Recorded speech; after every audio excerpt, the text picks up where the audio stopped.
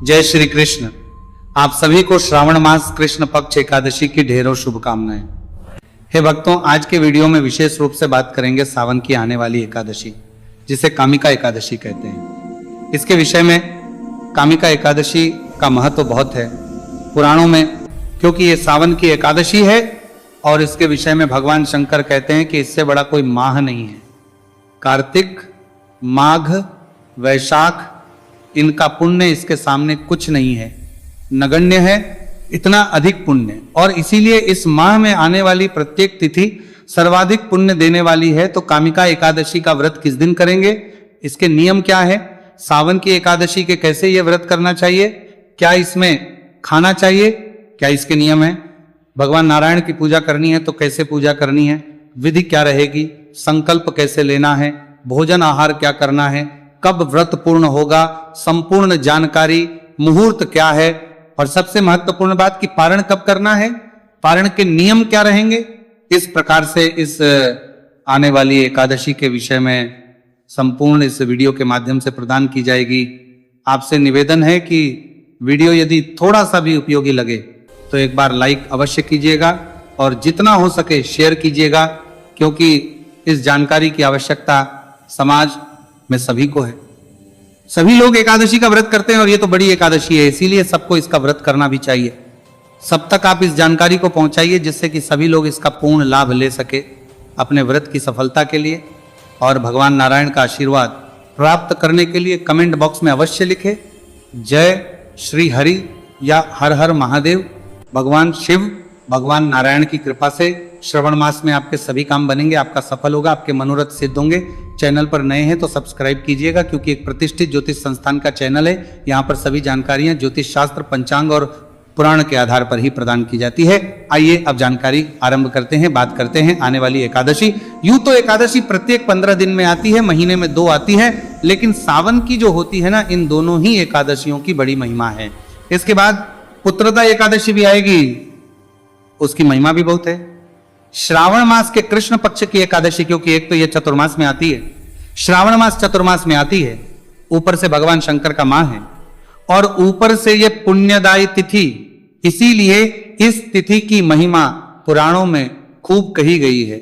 इस एकादशी का व्रत कैसे करना चाहिए इसके विषय में जानते हैं और भगवान श्री कृष्ण इसकी महिमा कैसे बताते हैं, इसके विषय में संक्षिप्त में मैं जानकारी प्रदान करता हूं। जब भगवान श्री कृष्ण से महाराज युधिष्ठिर ने पूछा कि प्रभु इस एकादशी की महिमा क्या है, तो भगवान श्री कृष्ण कहते हैं कि ब्रह्मदेव ने इसकी महिमा एक बार देवर्षि नारद को बताई थी। ब्रह्मदेव कहते हैं कि इस माह में जो भगवान मधुसूदन का पूजन करता है ना, उसे पूजन करने से और इस व्रत को करने से इतना पुण्य फल मिलता है जो गंगा, कशी और पुष्कर में स्नान करने से भी प्राप्त नहीं होता। कहते हैं कि वहां पर यदि आप जाए, भगवान का पूजन करें, स्नान करें, उससे जो पुण्य मिलेगा वो इसके सामने कुछ भी नहीं है, उससे कई गुना अधिक पुण्य इसका है। कहते हैं जो फल सूर्य ग्रहण व चंद्र ग्रहण पर कुरुक्षेत्र और काशी में स्नान करने से, आप सभी जानते हैं सूर्य ग्रहण, चंद्र ग्रहण, सूर्य ग्रहण में सर्वाधिक पुण्य कहा गया है। काशी में स्नान करने से, कुरुक्षेत्र में स्नान करने से, दान करने से, भगवान ब्रह्मदेव कहते हैं कि इनकी तुलना में इस एकादशी का व्रत कर लेने मात्र से मनुष्य को कई गुना अधिक पुण्य प्राप्त होता है। सूर्य ग्रहण से अधिक पुण्य है। सूर्य ग्रहण में काशी में जाके स्नान करने, कुरुक्षेत्र में जाके स्नान करने से जो पुण्य है, उसकी तुलना में इस एकादशी का पुण्य अधिक है। भगवान श्री कृष्ण कहते हैं कि युधिष्ठिर संपूर्ण पृथ्वी, समुद्र और वन सहित पूरी पृथ्वी का दान करने से जो पुण्य प्राप्त होता है, उसकी तुलना में भी इस एकादशी का पुण्य अधिक है। आप पूरी पृथ्वी को दान कर दें, समुद्र और वन सहित, उससे जो पुण्य मिलेगा वो इस एकादशी के सामने कहीं नहीं ठहरता। इस एकादशी का पुण्य अधिक है। साथ ही पद्म पुराण में वर्णन आता है कि जो इस दिन भगवान विष्णु का पूजन कर लेते हैं ना, उनको केवल भगवान विष्णु का पूजन करने का पुण्य प्राप्त नहीं होता, वरन उनको सभी देवताओं के पूजा करने का पुण्य प्राप्त हो जाता है। केवल इस दिन व्रत करके नारायण की पूजा करनी है, आपको इतना कर लेने मात्र से आपको सभी देवताओं को, ब्रह्मा, विष्णु, महेश, तीनों देवताओं को पूजने का पुण्य फल प्राप्त हो जाएगा। कहते हैं जो मनुष्य पापों से उद्धार चाहता है, जो मनुष्य भगवान विष्णु की कृपा प्राप्त करना चाहता है, जो अपने जीवन का उद्धार करना चाहता है, ऐसे प्रत्येक मनुष्य को इस श्रावण मास के कामिका का व्रत अवश्य मेव करना चाहिए। इससे बढ़कर पापों के नाश का कोई उपाय। भगवान श्री कृष्ण कहते हैं कि स्वयं भगवान नारायण ने भी यही कहा है कि कामिका व्रत से जीव योनि को प्राप्त नहीं होता, अर्थात उसके सभी पाप नष्ट हो जाते हैं, इसीलिए उसे दंड भोगने के लिए छोटी छोटी योनियों में नहीं जाना पड़ता। अब यहाँ पे एक महत्वपूर्ण जानकारी और देते हैं भगवान कि जो इस एकादशी पर भक्ति पूर्वक तुलसी दल से भगवान का पूजन करता है वह संसार में पापों से दूर ही रहता है। भगवान कहते हैं कि भगवान नारायण जो हैं, भगवान विष्णु जो हैं, वो रत्न मोती माणिक आभूषण आदि से इतने प्रसन्न नहीं होते जितने इस दिन तुलसी दल से पूजा करने से होते हैं। तो तुलसी दल से पूजन इस दिन भगवान का अवश्य करना चाहिए। इसका पुण्य फल क्या है? भगवान कहते हैं कि जो इस दिन तुलसी दल से भगवान विष्णु का पूजन करते हैं उनको 4 बार चांदी दान करने का पुण्य मिल जाता है। चांदी 4 किलो चांदी दान करेंगे, उससे जो पुण्य मिलेगा वो एक तुलसी दल भगवान के पूजन में अर्पित करने से मिल जाएगा। 1 किलो सोने का दान, स्वर्ण दान की महिमा आपने पुराणों में सुनी होगी। स्वर्ण दान बहुत बड़ा दान होता है। 1 किलो सोने का दान करने से जो पुण्य मिलता है उतना पुण्य केवल तुलसी दल से इस दिन भगवान नारायण का पूजन करने से मिल जाएगा। और ये पूजन प्रत्येक मनुष्य को करना चाहिए, केवल उसको नहीं जो व्रत कर रहा है। जो व्रत नहीं भी कर रहा है वह भी यदि इस दिन तुलसी दल से भगवान विष्णु का पूजन करता है तो उसके भी यही पुण्य होते हैं, उसे भी 1 किलो सोना दान करने का पुण्य मिलता है। तो इस दिन की महिमा कुल मिला के बहुत अधिक है। और भी बहुत सारी चीजें हैं। दीपदान की बात आती है तो मैं बताऊंगा दीपदान कब करना है इस दिन पर। दीपदान बड़ा कहा गया है, भगवान के द्वारा जागरण के विषय में भी कहा गया है, तो उसकी जानकारी मैं आगे प्रस्तुत करूंगा। अब विषय आता है कि इस एकादशी का व्रत हमें करना कैसे चाहिए, पूजन कैसे करना चाहिए और अन्य नियम क्या है। प्रिय भक्तों, एकादशी का जो व्रत है ना, ये त्रिदिवसीय विधान होता है। 1 दिन का नहीं, 3 दिन का विधान होता है ये, जिसके नियम आरंभ होते हैं दशमी तिथि, अर्थात व्रत 1 दिन पहले।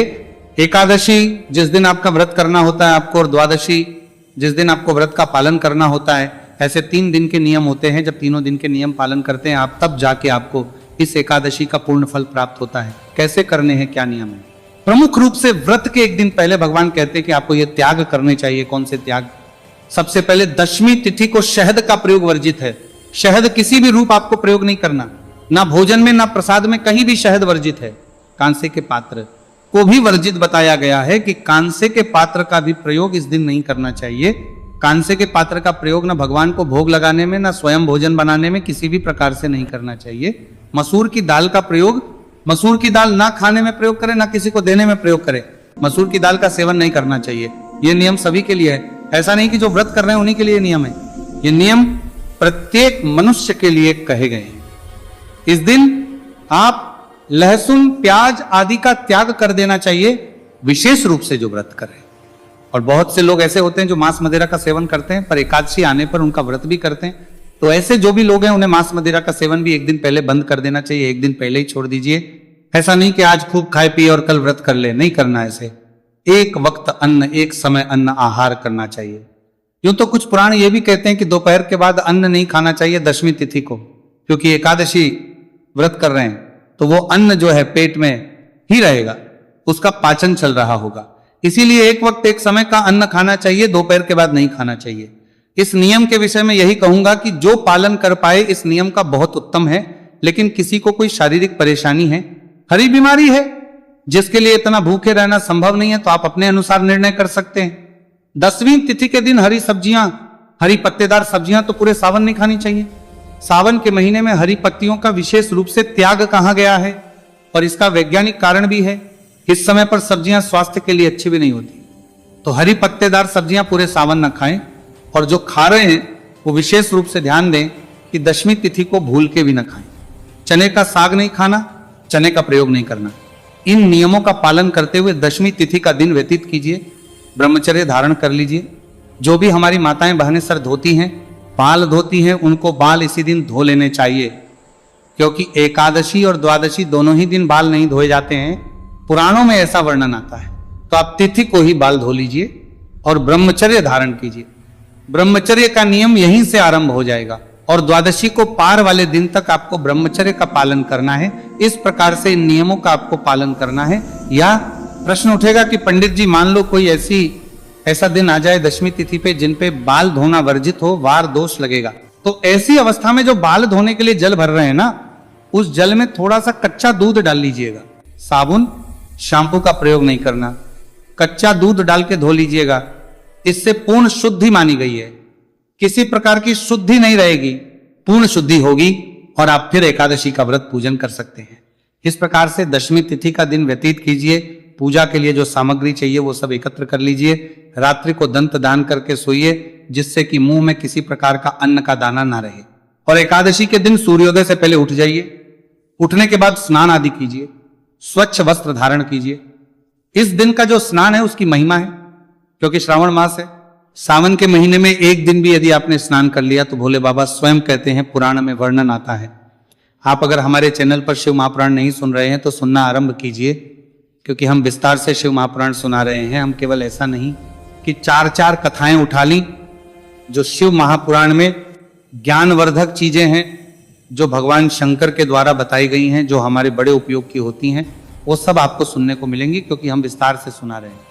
तो वहां भगवान शंकर कहते हैं कि यदि एक दिन भी कोई मनुष्य श्रावण मास में स्नान कर लेता है, सूर्योदय से पहले श्रवण स्नान कर लेता है, तो वो भी उस कर देते हैं। तो इस दिन आपको अवश्य रूप से सूर्योदय से पहले स्नान करना है। स्वच्छ वस्त्र धारण कीजिए। दंत धावन की मनाही होती है, पुराणों में कहा गया है कि इस दिन दातुन का भी प्रयोग नहीं करना, लकड़ी आदि का प्रयोग वर्जित कहा गया है। और जो आप टूथपेस्ट या मंजन प्रयोग करते हैं उसमें या तो नमक आता है या केमिकल, और दोनों ही व्रत खंडित करते हैं, इसीलिए नहीं प्रयोग करना। या तो आप उंगलियों से साफ कर लीजिए दांतों को, या फिर आप किसी पुष्प के पाउडर से कर लीजिए।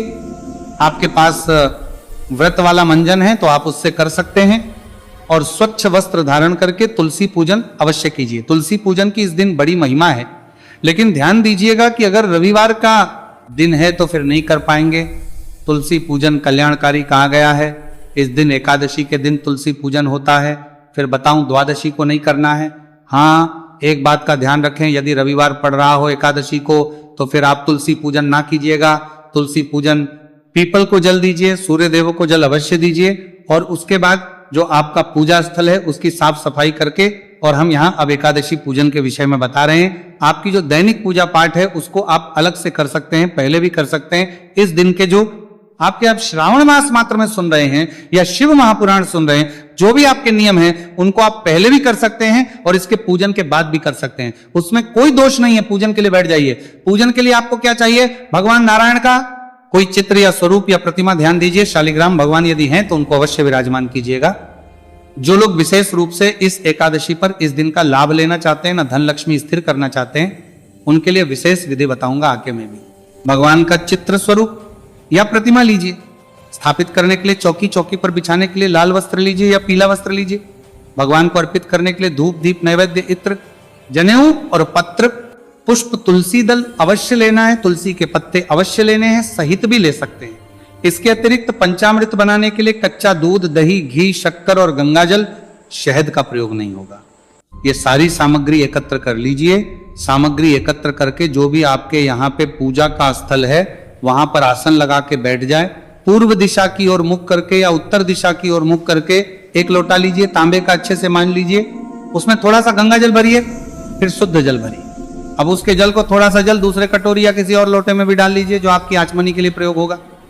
और लोटे में जो जल है ना, इस जल के छींटे दीजिए पूजा के स्थान पर, पूजन सामग्री पर, जिससे कि यह शुद्धिकरण हो जाएगा। क्योंकि पूजा की सामग्री आप तक पहुंचने से पहले अनेकों हाथों से निकली होती तो ना जाने कौन किस अवस्था में था।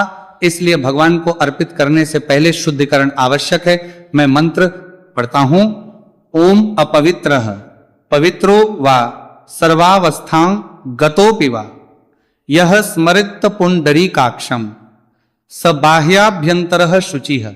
इस प्रकार से शुद्धिकरण कीजिए। शुद्धिकरण करने के बाद भगवान का स्थापन करेंगे। चौकी बिछाइए, चौकी पे वस्त्र बिछाइए, भगवान को विराजमान कीजिए। उनके सामने दीपक रखेंगे, घी का दिया रखिए। सीधे हाथ की ओर तेल का दिया जला रहे हैं तो उल्टे हाथ की ओर रखिएगा। उसके विपरीत दिशा में धूप को स्थापित करना है। इस प्रकार से भगवान की स्थापना कर लेनी है। स्थापना करने के बाद आप पूजन आरंभ करेंगे। सबसे पहले जो दूसरे पात्र में आपने जल लिया है ना, उसमें से 1 चम्मच जल अपने हाथ पे लीजिए। ओम हर्षिकेशाय नमः हाथ धो लीजिए। हाथ धोने के बाद 3 बार जलाश्विनी करेंगे। ओम माधवाय नमः, जल लीजिए, पी जाइए। ओम केशवाय नमः, जल लीजिए, पी जाइए। ओम नारायणाय नमः, जल लीजिए, पी जाइए। ओम ऋषिकेशाय नमः, हाथ पे जल लीजिए और हाथ धो लीजिए।